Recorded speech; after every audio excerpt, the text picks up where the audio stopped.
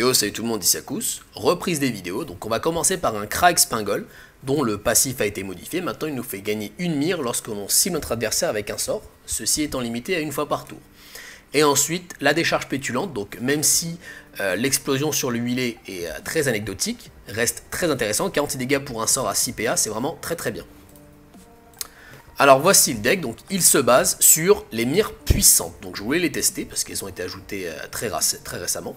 Donc qui dit jouer une transformation de mire, donc ça peut être mire puissante, mire motivante ou mire soignante, dit il faut absolument gérer ces mires, parce que lorsque l'on balance le sort et qu'on génère de nouvelles mires, elles sont directement du type des mires puissantes, si jamais je joue les mires puissantes. Donc voilà, l'idée ça va vraiment être de gérer ces mires. Et pour cela, déjà le passif est très intéressant, car il nous fait gagner une mire gratuitement par tour lorsqu'on cible notre adversaire, voilà. Donc on pourrait finalement juste construire un deck Expingol avec que des gros sorts, on s'épuiserait pas nos mires, sauf qu'on perd un intérêt principal des mires, c'est-à-dire que ça combatte bien avec les petits sorts. Donc je préfère balancer 2 sorts pour profiter de 2 mires en un tour, plutôt que de balancer un gros sort pour profiter que d'une mire, c'est très simple. Mais maintenant, si jamais je balance 2 sorts, il faut pouvoir gérer les mires, c'est pourquoi j'ai mis ces deux paires de sorts, donc j'ai mis la flèche enflammée avec la flèche éclatante, donc le combo huilé et utilisation de huilé pour gagner une mire nous permet finalement de gagner 2 mires, et d'en utiliser 2, donc finalement on reste à notre nombre de mires initial. Et c'est pareil pour le tire-bouet avec le tir-mordant, sauf que c'est type terre, c'est la même chose. Maintenant j'ai mis la dérobade, pourquoi? Parce que maintenant les classes sont plus typées, ou du moins elles sont typées, c'est-à-dire que l'écras c'est la classe qui fait le plus de dégâts à distance, et qui possède les bodies les plus faibles. Donc ce qu'on va essayer de faire, c'est vraiment de rester de loin. Donc la dérobade est un très bon moyen pour s'extirper d'une situation délicate, ou pour mettre hors de position l'ensemble des compagnons de notre adversaire si jamais il fait des erreurs de placement ou s'il fait un all-in. Voilà. Ensuite, pour mettre de la stabilité dans ce deck là, parce que voilà, j'aurais pu éventuellement mettre d'autres sorts, pointe acérée, pointe chuchotante qui marchent pareil, à comboter avec pointe harcelante par exemple, sauf qu'il faut rajouter un peu de stabilité, parce que je peux très bien avoir la flèche éclatante en main de départ et la flèche enflammée tout au fond. Donc c'est une des raisons pour lesquelles j'ai rajouté la flèche huilée, donc qui est également un gros sort à 6, qui permet de générer 2 de jauge, parce qu'on va voir que j'ai vraiment besoin de la jauge feu. Donc c'est pour ça que je l'ai mis. Et ensuite j'ai mis la Taraxie qui nous permet, si jamais on a par exemple les mires puissantes tout au fond de notre deck, d'aller les chercher plus rapidement. Donc vraiment ces 2 cartes c'est juste pour ajouter un peu de stabilité au deck. Mais le cœur du deck est ici. Au niveau des compagnons, donc j'ai mis Oropo, on voit que j'ai pas mal de sorts à 3 PA, donc Oropo va être là pour soutenir notre main, pour nous refaire une main. De plus, il a un body intéressant et un effet très gênant, car il nous fait toujours piocher, donc ça peut donner à mon adversaire envie de le focus, donc de perdre un peu de position pendant que moi je fuis. Donc il perd des dégâts sur moi, et en plus il perd du terrain sur moi, donc ça peut être intéressant. Ça va être un choix que doit faire mon adversaire. Ensuite j'ai mis le Argoglio, parce qu'en compagnon terre peu cher, c'était celui qui me semblait le plus intéressant avec mon deck. Donc ça va plutôt être un compagnon que je vais mettre de loin pour le protéger, histoire qu'il crame ses 3 mires, puis ensuite je vais le mettre au corps à corps. Ensuite la championne sanglante, donc quand on joue feu évidemment c'est un très bon choix de jouer la championne sanglante, qui permet de sustain en fin de partie, parce qu'on voit que j'ai pas beaucoup d'outils de sustain autre que la championne sanglante et que le déplacement grâce à la dérobade, donc ça permet d'avoir un outil de sustain supplémentaire. Et enfin Chiani, parce que je vais avoir 2 jauges eau qui vont fuiter, donc les mires puissantes génèrent une jauge eau, et souvent je vais balancer à un moment donné la Taraxie avec la dérobade, donc ça va être le tour de fuite. Donc ça va être là que Chiani va être intéressante, en plus elle a quand même 27 d'attaque, 111 PV, donc c'est vraiment pas trop mal. Donc je pense avoir fait le tour du deck, on va passer au gameplay. Premier match, nous sommes contre un Sacrieur Piloubouli joué par Lucky. Alors la main de départ est pas mauvaise, hein. Donc j'ai les mires puissantes en main de départ, plus un gros spell feu à 6, donc voilà très bien, parce que je rappelle que le premier compagnon que je vais devoir chercher, ça va être Oropo, donc je suis obligé, du moins c'est mon plan de jeu, hein, je suis obligé de jouer des sorts feu. Alors il me fait une petite emote, je lui envoie aussi, il me fait le ravage, très bien, en s'avançant. Très bien, donc alors ici, je vais faire donc les mires puissantes, donc c'est le tour 2 tout indiqué. Je me place hors de portée d'un éventuel saut audacieux, donc j'ai pas envie de l'avoir directement à mon corps à corps. J'ai envie qu'il réfléchisse à 2 fois si jamais il l'a, après peut-être qu'il l'a pas. Ici l'exécution, d'ailleurs c'est rigolo parce que l'exécution fait quand même 34 dégâts alors que mon sort à moi, enfin le sort du Kra faisait 46, donc on voit quand même la différence au niveau du typage, mais après c'est un sort de classe donc ça joue aussi. Donc là exemple typique de pourquoi j'ai mis la flèche huilée, parce que là j'ai la flèche éclatante mais je n'ai pas la flèche enflammée avant.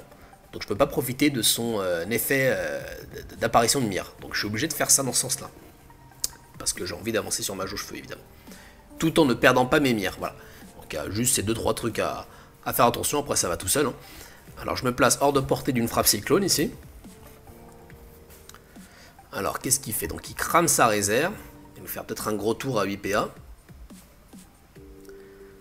Alors qu'est-ce qu'il va décider de faire? Donc il avance vers nous, donc déjà une erreur de placement pour moi. Donc voilà, il met les points tatoués.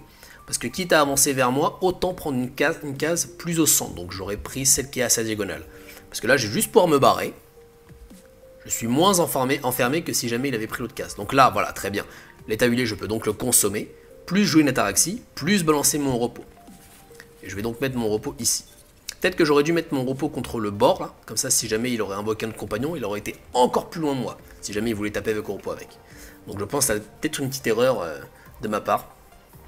Par rapport à mon plan de jeu, évidemment. Donc il me joue ce compagnon. Donc c'est un compagnon, l'alchimiste armuré, qui combotte relativement bien. Bon, c'est relatif. Hein, avec le piloboulier, car il permet à l'apparition de faire repousser une case. Il commence à défoncer mon repos, donc c'est très bien. Moi, je sais très bien, c'est son rôle. Hein. Il est là pour me donner 2-3 cartes, puis après pour crever et me laisser rester loin. Donc là, mon deck a déjà fait un tour. Alors ici, je vais commencer à partir sur ma jauge terre pour ramener mon Argolio. Donc voilà, le tir boueux et les tirs mordants. Je tape avec mon repos et je me barre dans un petit coin. Donc là, pour le moment, mon adversaire ne m'a pas tapé au corps à corps. Donc toute la value qu'il a sur le fait d'avoir un meilleur body que moi, il ne l'a pas utilisé. Alors, ici, qu'est-ce qu'il va nous faire?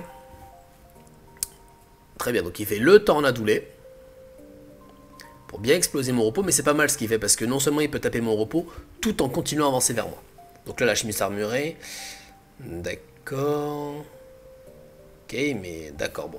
Je pense que c'était peut-être un misplay, dans la mesure où l'alchimiste armuré, là, n'a aucune valeur. Peut-être c'était pour l'avancer, enfin, je sais pas. Bon, c'est pas grave. Hein. Alors ici, voilà, il se place relativement bien, donc là, je peux vraiment pas fuir. Donc là, soit je vais au contact. Là, j'ai 3 entités en face de moi, donc qu'est-ce que je peux faire? Donc je sais que je vais me faire tabasser par 3 personnes. Donc là, déjà, le fait que je sois dans un coin, ça veut dire que je vais me faire tabasser que par 2 personnes. Je rappelle qu'il n'a pas la frappe cyclone, donc il ne peut pas m'extraire de ce coin, enfin, sauf s'il a l'assaut, mais on va dire qu'il n'a pas l'assaut. Donc là, j'ai une option tout indiquée, je vais juste mettre mon Argolio sur un de mes flancs, comme ça finalement je n'ai qu'un flanc exposé. Même s'il y a 3 entités, il va pouvoir disposer que d'un seul corps à corps. Voilà.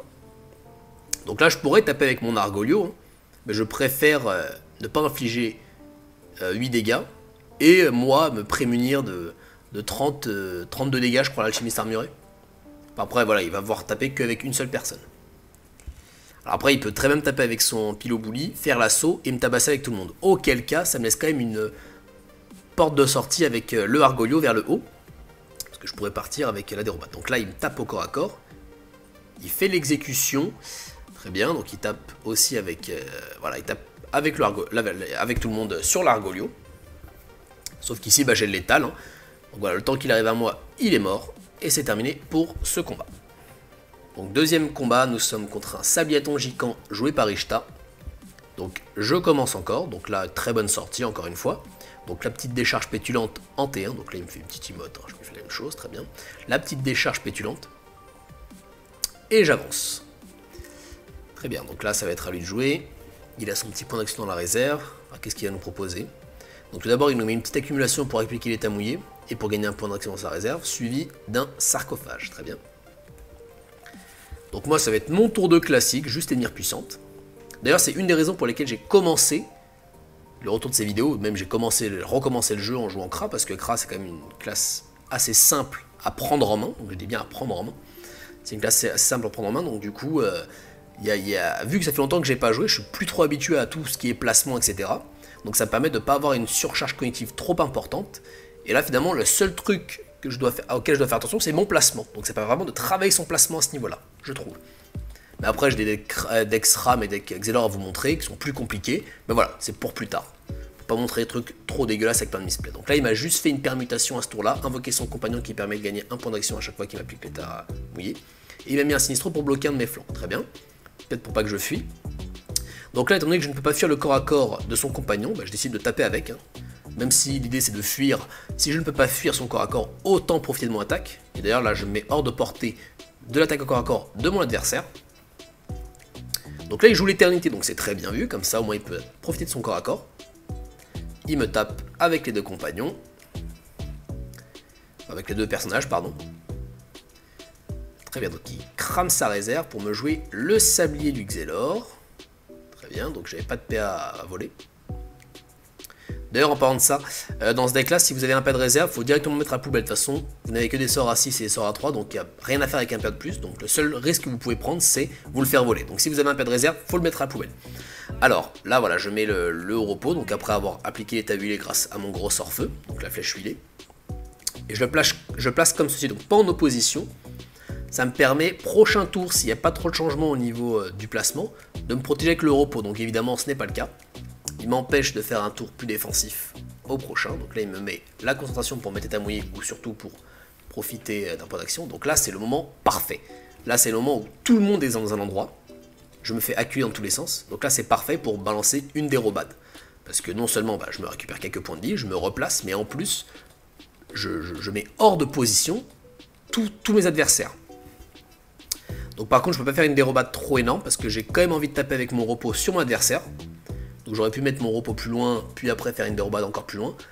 Mais voilà, c'est pas l'idée. Je veux quand même mettre la pression à mon adversaire. Donc là, je vais juste faire une dérobade ici.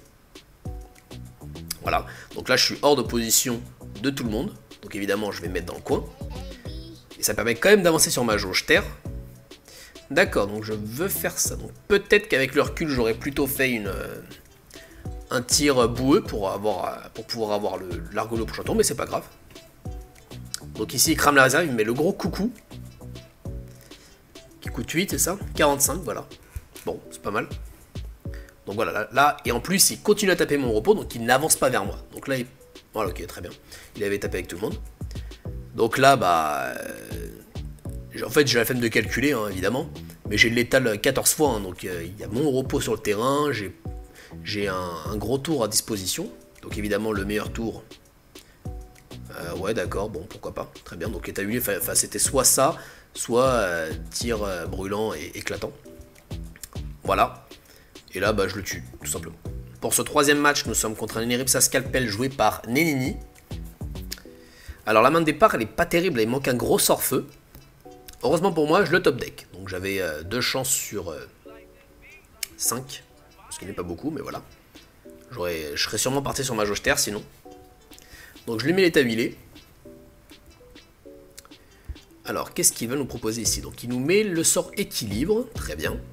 Donc un sort de dégâts direct, ça peut être pas mal pour finir lorsqu'on joue en scalpel. Et ici, il se met le petit soin, donc étant donné que nous sommes la seule cible, le passif, c'est pour nous. Alors là, je me mets les mires puissantes, hein, le tour de classique. Et je vais finir mon tour. Donc là, je voulais éventuellement avancer, mais je voulais me mettre hors de portée d'une grande fiole de frayeur. J'ai pas envie de donner l'attaque au corps à corps. Donc je reste hors de portée, donc étant donné que je ne sais pas ce qu'il joue encore, je préfère jouer autour de ça aussi. Donc là, les cœurs régénérants, donc là, ça va être à lui d'avancer, parce que pour profiter des cœurs régénérants, il va falloir qu'il me tape au corps à corps. Donc là, voilà. L'état huilé, donc ça se goupille vraiment très très bien. J'ai eu pas mal de chance à ce niveau-là aussi. Alors, après, tous les top decks étaient convenables hein, pour avoir les jauges feu. Donc là, à ce niveau-là, il n'y a pas de souci. Là, je mets également la Taraxie. Ça, je reste à 2 mires. Puis après, je vais sûrement reculer. Donc, je me mets encore hors de position d'une grande fiole de frayeur, évidemment. Alors, que va-t-il nous proposer? Donc, il nous met l'état mouillé, sûrement pour un état gelé ensuite. On va voir ça. Qui crame la réserve, voilà, c'est ça. La caresse gelante pour le mettre état gelé. Donc là, on aime jouer qu'un seul sort, ça tombe bien, il ne reste plus qu'un seul dans mon deck. La décharge pétulante. Comme ça, voilà. Donc là, on regarde son placement, il ne s'est pas placé au milieu. S'il s'était placé au milieu, j'aurais pas pu faire le déplacement actuel. Sauf qu'il ne s'est pas placé au milieu, ce qui fait que maintenant, je peux partir vers ici. Et là, je vais pouvoir fuir son corps à corps un tour de plus. Donc là, il nous met un peu de vol de vie. Donc ça a l'air d'être un deck vraiment très classique en face.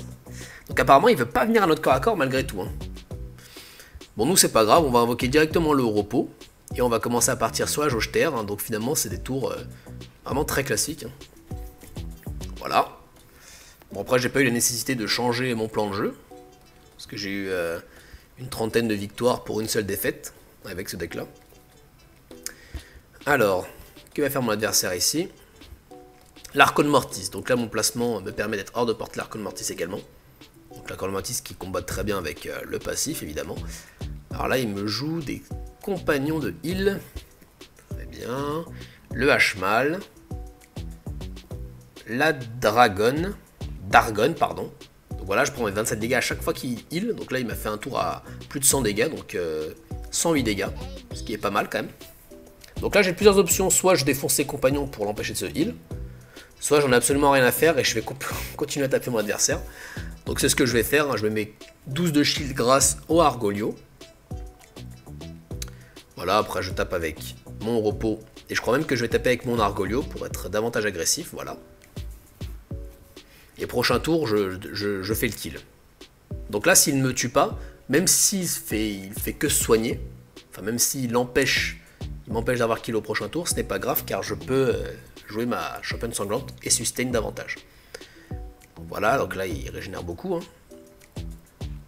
D'ailleurs je pense que dans un match plus sérieux, j'aurais défoncé les compagnons évidemment.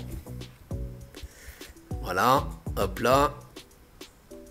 Voilà, il soigne, il me tape, donc là j'ai plus que 33 PV, donc c'est vraiment très peu. Et là bah ça va être parti, hein. Juste la décharge pétulante suffira à terminer tout ça. Grâce aux différents corps à corps de mes compagnons. Même avec la championne sanglante ça passait, j'avais calculé pour ça, mais vu que je me suis dit, bon bah tiens je vais sortir la Chiani, bon. Voilà, pour terminer mon adversaire. Pour ce dernier match, nous sommes contre un Yab Bouvalorok joué par Space Sapien. Alors Space Sapien qu'on connaît évidemment, donc on va le saluer. Alors on voit que j'ai encore les mires puissantes dans la main de départ, donc malheureusement dans tous les records que j'ai fait, je n'ai pas eu le cas où les mires puissantes étaient au fond du deck. Donc vous n'allez pas pouvoir voir ce que ça donne à ce moment-là. Donc là je mets juste l'état huilé, avec la flèche huilée qui permet de générer mes jauges tout en appliquant l'état huilé, pour la flèche éclatante ensuite. Donc qu'est-ce qu'il va nous proposer? Donc Bouvalorok en général, hein, ça fait un petit déplacement en ligne pour profiter d'une charge au deuxième tour, c'est ce qu'il fait. Malheureusement il ne joue pas de sort, donc là sûrement une très mauvaise sortie de sa part. Mais bon, ça fait partie du deck building, hein. Donc peut-être une petite erreur de deck building à ce moment-là. Donc ici je vais avancer en diagonale, hein, pour si jamais il va me faire la charge, donc ce qui est quasiment sûr, pour profiter du moins de dégâts possible. Donc là il me fait le bon, il prend la chaos centre, donc c'est très bien. Puis après il me fait la charge, et il peut quand même profiter de son attaque au corps à corps. Très bien. Donc là c'est à moi, donc je ne peux pas fuir. Donc là on voit, je mets mon curseur ici, mais ça ne sert à rien car je ne peux pas fuir son corps à corps à ce tour-là. Donc quitte à ne pas pouvoir fuir son corps à corps, autant disposer de mon attaque au corps à corps. Mettre 20 dégâts supplémentaires, voilà. Donc là la flèche éclatante. Et ensuite, la flèche huilée. D'accord, ok très bien. Donc en fait je pense que je voulais fuir pour avoir l'ataraxie. Mais je pense que c'est mieux comme ça. Donc prochain tour il va y avoir le repos qui va se ramener. Si j'ai le bon top deck, parce que si jamais j'ai la dérobade, ça ne marche pas. On va voir. Et j'ai le bon top deck, donc j'avais une chance sur deux. Alors ici je mets la flèche éclatante, enfin le tir éclate, enfin je sais pas quoi là. Là je tape au corps à corps avec mon Kra, donc encore une fois je ne peux pas fuir. Et là je place mon repos pas en opposition, donc ici comme ça, c'est un move plus défensif. Si jamais il reste dans cette configuration là, j'aurais juste à reculer. Mais le problème c'est qu'il va pas le faire parce qu'évidemment il a les points tatoués, donc ce serait pas terrible. Donc là il profite de la charge tonnerre qui fait 3 de jauge, plus du rebond. Donc c'est vraiment très intéressant. Il me joue ce compagnon, plume, bon. Ah oui, qui fait des dégâts en ligne. C'est pas mal. Bon. D'ailleurs, c'est marrant parce que c'est un crâne, mais il n'y a pas de mire. C'est pas grave. Donc là, voilà, il m'empêche, donc avec son placement en opposition, il m'empêche de fuir. Ici, je tape avec mon repos. Là, je vais faire juste l'état boueux avec le tir mordant, voilà. Donc là, je peux toujours pas fuir son corps à corps, donc je vais rester au corps à corps. De toute façon, en fait, je pense dans cette game-là, j'ai pris trop d'avance. Lié au fait que T1 il a rien joué. Donc du coup je pense que même rester au corps à corps c'était plus rentable pour moi. Pour descendre encore plus vite sa vie. Voilà. Mais parce que si jamais il avait joué quelque chose au premier tour, tous ses compagnons seraient arrivés plus en avant. Donc du coup je me serais mangé beaucoup plus de dégâts et j'aurais été obligé de fuir à un moment donné. Donc là ce n'est pas le cas. Donc il crame sa réserve, 7 points d'action. Il reste encore un point tatoué. Pas point tatoué, c'est point volant je crois. Point tatoué c'est pour les sacrieurs. Donc il réfléchit peut-être à un létal ou un moyen de s'en aller. Donc il joue l'acharnement. Très bien. Bon. Il va peut-être y avoir un chuchir qui se cache, je sais pas. Donc là il met... Très bien, c'est pour profiter de son point volant. Donc là il va juste faire le maximum de dégâts. Donc je pense qu'il a vu qu'il n'avait pas de moyen de sortir. Donc il met le maximum de dégâts. Donc là je vais juste pouvoir terminer. Donc simplement, je vais pas chercher à attendre plus longtemps, donc je vais juste taper au corps à corps et terminer avec, voilà, ça c'est très bien. On va s'arrêter là, si ça vous a plu, n'hésitez pas à liker, à vous abonner. Bonne journée, bonne soirée, c'était Akous, ciao.